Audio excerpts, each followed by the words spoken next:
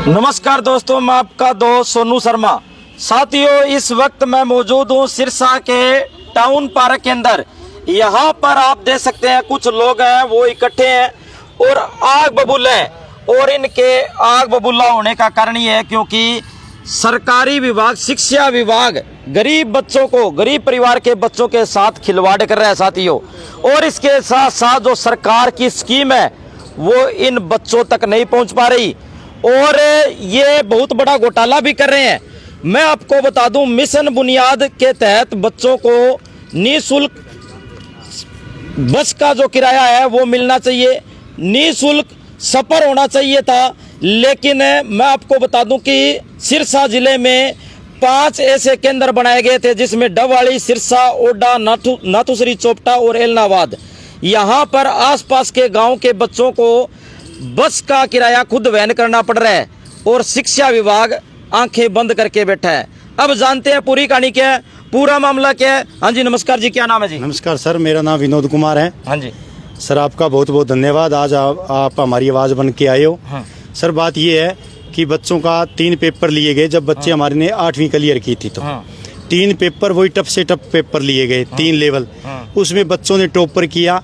बच्चों को सेमिनार लगाया गया यहाँ सिरसा में, बुला लिया, सारे बच्चों को इकट्ठा कर लिया, पेरेंट्स को इकट्ठा कर लिया।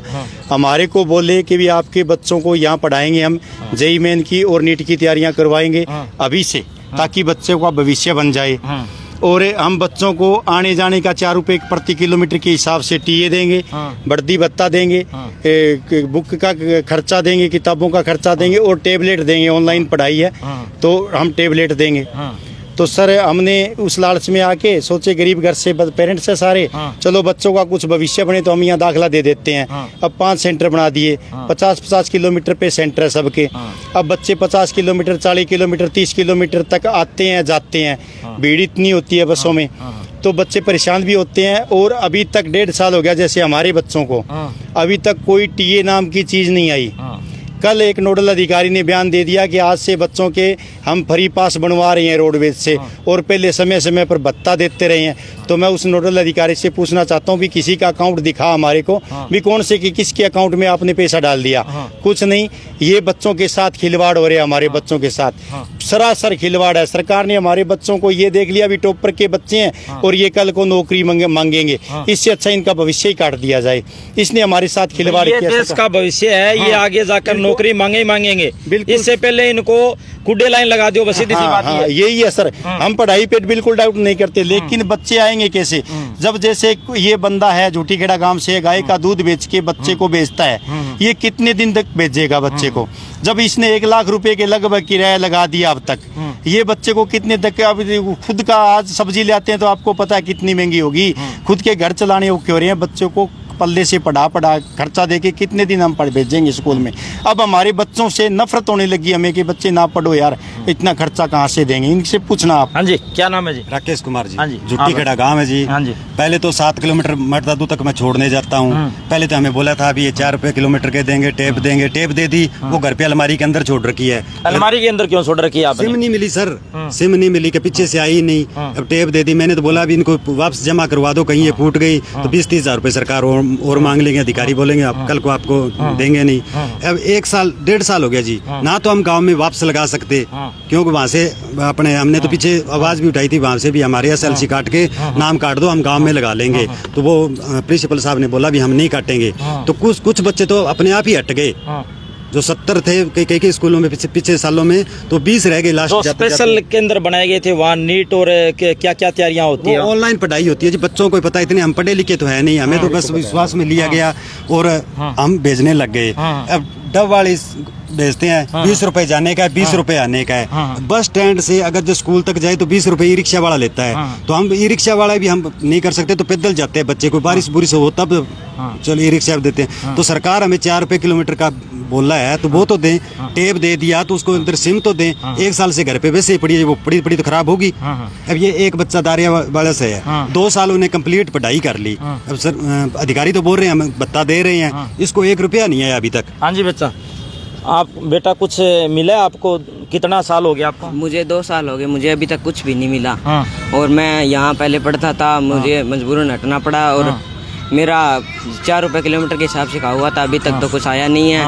और मेरे पापा खेती करते हैं, मैं बहुत औखा भेजते हैं जी यहाँ से, दारिया वाला गाँव। तो आप देख सकते हैं साथियों, जो शिक्षा विभाग है किस तरीके से गरीब बच्चों के साथ तानाशाही और इसके साथ साथ गरीब को गरीब रखा जाता है। जो सरकार की जो सुविधाएं होती है, जो सरकार की सेवाएं होती है, वो धरातल पर काम नहीं कर रही साथियों।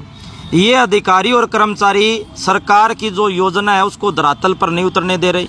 सरकार की योजना है कि जो बच्चे हैं, जो गरीब परिवार से बच्चे हैं, वो आसपास गांव से आएंगे तो उनको फ्री में सफ़र करवाया जाएगा, लेकिन अधिकारियों का इस तरफ कोई ध्यान नहीं है।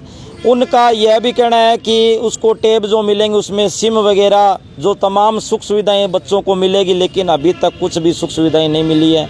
इसके बाद में ये आक्रोशित है। अगला कदम क्या होगा जी? अगला कदम तो सर देखेंगे, हम कोर्ट में जाएंगे, फिर भी हमारे बच्चों के साथ खिलवाड़ क्यों है? क्योंकि सर इस मिशन बुनियाद गलत नहीं है। मिशन बुनियाद एकदम बहुत बढ़िया चीज है, बच्चों की पढ़ाई ठीक है, लेकिन कुछ अधिकारियों को जलन है इसके पीछे। अधिकारी चाहते हैं इसको जल्दी से जल्दी बंद कर दिया जाए। अधिकारी चाहते हैं गरीब परिवार के बच्चे वो पढ़ ना सके, आगे ना बढ़ सके। सर यही बात है सर, ये अधिकारी तुले हुए हैं इसके पीछे पड़े हैं। क्योंकि हमारे बच्चों को भी कई बार कह देते हैं यहाँ क्या लेने आते हो, क्या पढ़ाई है, यहाँ पे कुछ नहीं है। लेकिन मेरे को पता है हमारे बच्चों की पढ़ाई में कोई दिक्कत नहीं है। मैं इस बात पे पूरा खड़ा हूँ कि बच्चों की पढ़ाई बढ़िया है, लेकिन जब पूरी मूलभूत सुविधाएं ना मिलेगी ना, तो धीरे धीरे बच्चे अपने आप भाग रहे हैं। बच्चे सेंटर खाली होने लग रहे हैं। तो सरकार को इसकी तरफ ध्यान दिया जाए। सरकार जो अधिकारी दोषी है उसके खिलाफ कार्रवाई करे कि बच्चों के साथ खिलवाड़ क्यों कर रहे हैं। हमारे को तो ये पता सरेआम चल गया कि हमारे बच्चों के साथ खिलवाड़ हो रहे हैं। साथियों, गरीब को गरीब रखा जाता है, गरीब परिवार के बच्चे को गरीब रखा जा रहा है, और इसमें साफ साफ वो अधिकारी और कर्मचारी दोषी हैं, क्योंकि उन्होंने इन बच्चों को सुख सुविधा नहीं दी। अगर किसी बच्चे को कोई सुख सुविधा नहीं मिलेगी तो वो पढ़ाई कैसे करेगा? वो टेंशन में रहेगा। अगर उसको जो फ्री बस का है वो सिस्टम नहीं मिलेगा, वो फ्री आना जाना नहीं कर पाएगा, उसके घर में वैसे ही तंगी है, तो वो मानसिक रूप से परेशान हो जाएगा, वो पढ़ाई कैसे करेगा? तो इसलिए साफ साफ हमारा यही कहना है कि ये अधिकारी और कर्मचारी ध्यान दे, और जो इसमें दोषी जो अधिकारी हैं उसके खिलाफ सख्त से सख्त कार्रवाई की जाए। और सभी साथियों से गुजारिश है इस वीडियो को ज़्यादा से ज़्यादा शेयर करें, और इस वीडियो के बारे में आपकी क्या राय है कमेंट करके हमें ज़रूर बताएं। हाँ जी, और क्या कहना? एक और सर है, अभी ना 3-4 महीना पहले पेपर लिया था कि हम इन बच्चों से पूरे हरियाणा से 400 बच्चे टॉप पर निकालेंगे, फोक्स 400 बैच बनाएंगे और इनको कुरुक्षेत्र लेके जाएंगे। हमारा ही सारा हॉस्टल होगा, हमारा खर्चा पानी होगा। अब 10वीं के बच्चे को फोक्स 400 के अंदर कब लेके जाएंगे? आधा साल तो निकल गया, 2 महीने 3 महीने बाद पेपर शुरू हो जाएंगे। अभी तक उसका रिजल्ट जो है डिक्लेयर नहीं किया। तो सर बताओ इसमें कौन दोषी? अधिकारी है ना। ये अधिकारियों की मिली भगत है। अभी कोई बच्चा सक्सेस होके 400 में, क्योंकि उनकी फिर और टॉपर की पढ़ाई होनी है, और टॉपर की पढ़ाई बच्चे कर जाएंगे तो कल को इंजीनियर बन जाएंगे, इंजीनियर बन जाएंगे कल से आपसे हिसाब मांगने लग जाएंगे, क्योंकि जो इंजीनियर बन गया वो तो सबसे हिसाब मांगेगा। तो ये अधिकारी जो है ना, अधिकारियों की नीति में खोट है। सरकार की नीति पे मैं नहीं जाता, अब अधिकारियों की नीति में खोट है। अधिकारी इसको फेल करने पे तुले हुए हैं। तो मेरी सरकार से, प्रशासन से ये रिक्वेस्ट है, जो भी मेरे भाई सुन रहे हैं उनसे ये रिक्वेस्ट है, इसकी जल्दी से जल्दी जो भी जांच है वो जांच करवाई जाए, और जो भत्ता है वो महीने के महीने बच्चों के अकाउंट में डलना चाहिए भत्ता, ताकि बच्चे बढ़िया ध्यान से पढ़े और पेरेंट्स भी खुश रहें। तो सभी साथियों से गुजारिश है इस वीडियो को ज़्यादा से ज़्यादा शेयर करें, और इस वीडियो के बारे में आपकी क्या राय है कमेंट करके हमें ज़रूर बताएं। धन्यवाद, शुक्रिया।